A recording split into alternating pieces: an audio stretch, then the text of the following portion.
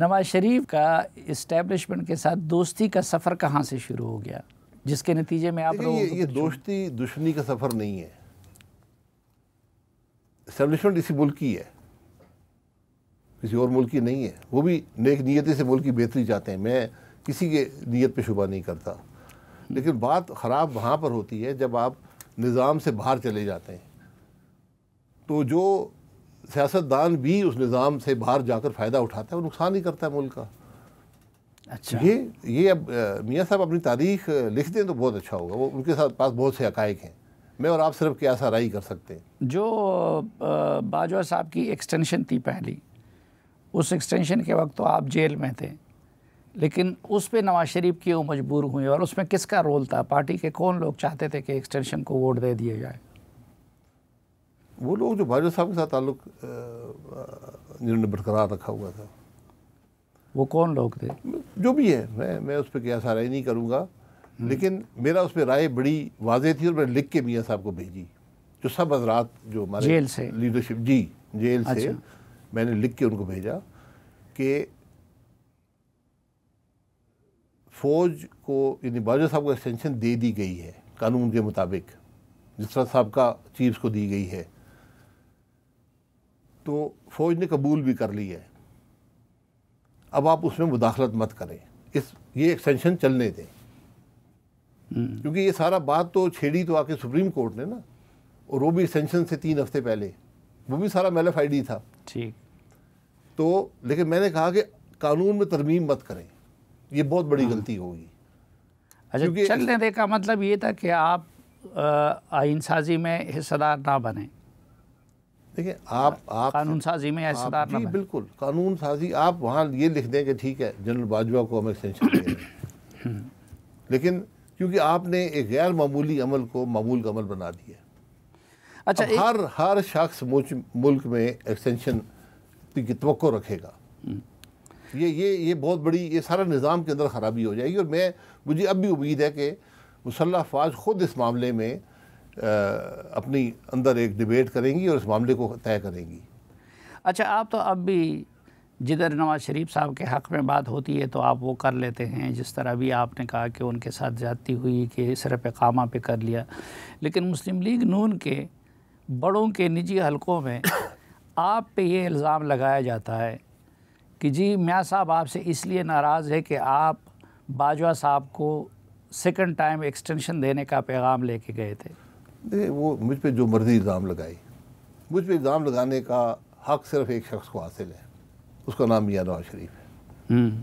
جو بات میرے بارے میں کریں گے, جو کہیں گے قبول ہے, کیونکہ وہ حقائق جانتے ہیں. میں کبھی کسی, یہ جو پارٹیوں کے اندر انٹریگ ہوتی ہے, گروپنگ ہوتی ہے, پیچھے باتیں ہوتی ہیں, میں ان کا حصہ نہیں رہا.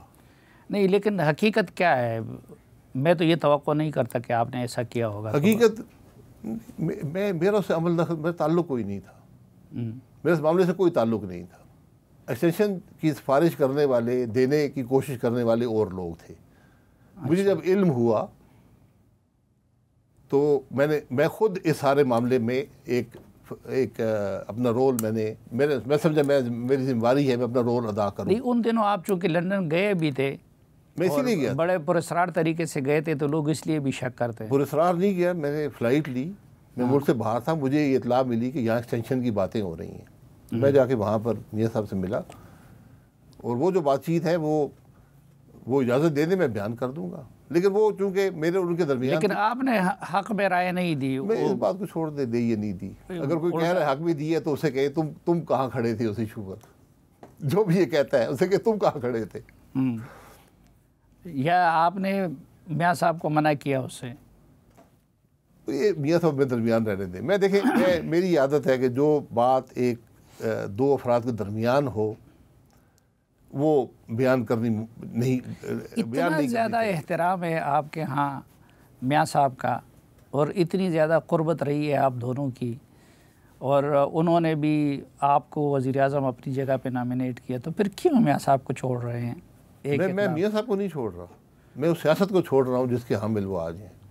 یہ بڑا مشکل کام ہے.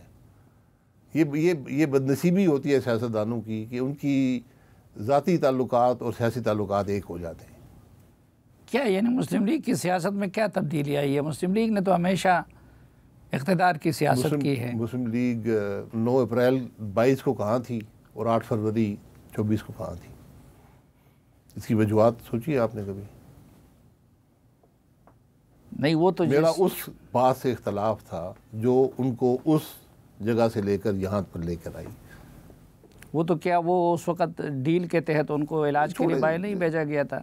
نہیں میں کہہ رہا ہوں یہ ذرا میری بات سنیں، شک پیدا کرتا ہے نا میری بات سنیں کہ اس طرح بہت سارے مواقع آئے تھے جس چیز کو آپ عذر بنا رہے ہیں پارٹی چھوڑنے کے لیے. تو پہلے بھی اس طرح میں عذر نہیں بنا رہا، میں تو میرا کوئی شکوہ ہی نہیں ہے. یہ میرے ضمیر کا فیصلہ ہے، میں نے اپنے لیے فیصلہ کیا اچھا کہ میں اس سیاست کا ایسا نہیں بنوں گا جو ہر قیمت پر اقتدار کی سیاست ہوگی، جس کا ثبوت آپ نے 8 فروری کو دیکھا. ٹھیک، میں اللہ کا شکر ادا کرتا ہوں کہ میں نے اس الیکشن میں حصہ نہیں لیا، ورنہ میں کس منہ کے ساتھ میں اسمبلی میں بیٹھتا جا کر. اس الیکشن میں کیا ہوا؟ اس الیکشن میں کچھ نہیں ہوا، وہی ہوتا ہے جو ہمارے ہر الیکشن میں ہوتا ہے. اس بار تھوڑا زیادہ ہو گیا غلطی سے. اچھا، وہ تو 2018 میں بھی ہوا تھا، اس سے ہر پہلے الیکشن میں ہوتا ہے. آئی جی آئی کے وقت پھر آپ نے کیوں نہیں چھوڑا؟ ہوتا رہتا ہے یہ. آئی جی آئی تو ہار گئی تھی پہلی دفعہ، میں تو آزاد تھا. ہاں، میں تو اس وقت بھی آئی جی آئی کے حق میں ووٹ دیا.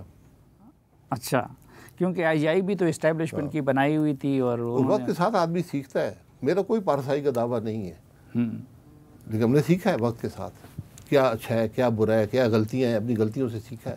اچھا، تو آپ ابھی اپنی پارٹی بنا رہے ہیں؟ جی میری پارٹی نہیں ہے، یہ کچھ دوست ہیں، بھائی ہیں جو یہ سمجھتے ہیں اور درست سمجھتے ہیں کہ ملک میں ایک پولیٹیکل انیشیٹو ہونا چاہیے. اس پہ ہم کام کر رہے ہیں اور انشاءاللہ ایک سیاسی جماعت کی صورت میں آپ کو یہ نظر آئے گا. کب تک ایکسپیکٹڈ ہے باقاعدہ اعلان؟ مئی جون میں. کچھ افراد کا خیال ہے کہ عید کے بعد، حج کے بعد کریں. اچھا، بہرحال کچھ کا یہ خیال ہے کہ بہرحال وہ ٹائمنگ 1-2 مہینے آگے پیچھے ہو سکتا ہے. نام تجویز کیا ہے؟ نام پہ کافی حد تک کنسنسس ہے، ابھی فائنل نہیں کیا. ہاں، تو نام ملک میں رہے نہیں وہ 170 جب آتے ہیں آپ کا کوئی پوتا یا بیٹا ہو نا، تو اس کا نام جب آپ سوچنے جاتے ہیں تو یار کہتے ہیں یہ بھی خاندان میں ہے، یہ بھی خاندان میں ہے. تو یہاں تو 170 بچے موجود ہیں، تو نام ٹھیک ہوگا انشاءاللہ، اچھا ہوگا. تو ابھی اسٹیج پہ بتانا پسند نہیں کریں؟ نہیں، وہ جب پارٹی فیصلہ کر لے گی تو پارٹی فیصلہ کر لے گی. یا تو آپ کی پارٹی میں ہے کون ہماری پارٹی میں ہے اچھے لوگ ہیں، اچھی سوچ رکھنے والے ہیں. کچھ آپ کے سامنے ہیں، کچھ آ جائیں گے. نہیں، آپ سامنے جو ہے ان کے تو نام لے لیجئے. دیکھیں مفتاح اسماعیل صاحب ہیں، اچھا، مصطفیٰ کھوکھر صاحب ہیں، ظفر مرزا صاحب ہیں جو پی ٹی آئی میں ان کے ہیلتھ منسٹر تھے. ہاں، یہ لشکری رسانی صاحب بھی ہیں، خواجہ ہوتی صاحب بھی، یہ جو 6-7 لوگ ہم شروع سے ہی چل رہے تھے. اور بھی لوگ ہیں جو میٹنگز میں آتے ہیں. اچھا، لیکن جب وہ اپنا خود اعلان کر دیں گے تو ٹھیک ہے. مسلم لیگ سے شین نکلی لیکن شاہد کی صورت میں، شہباز کی صورت میں نہیں. آپ شہباز صاحب کو نکالتے رہتے ہیں، جو پارٹی کے صدر کو نکالتے رہتے ہیں، یہ مجھے سمجھ نہیں آتی. نہیں، وہ شیخ رشید کہا کرتے تھے نا کہ مسلم لیگ سے شین نکلے گی. تو وہ شیخ اپنی بات کیا کرتے تھے. ہاں، شیخ رشید تو زیادہ تر اس میں مسلم لیگ سے ناراض لوگ ہی ہوں گے.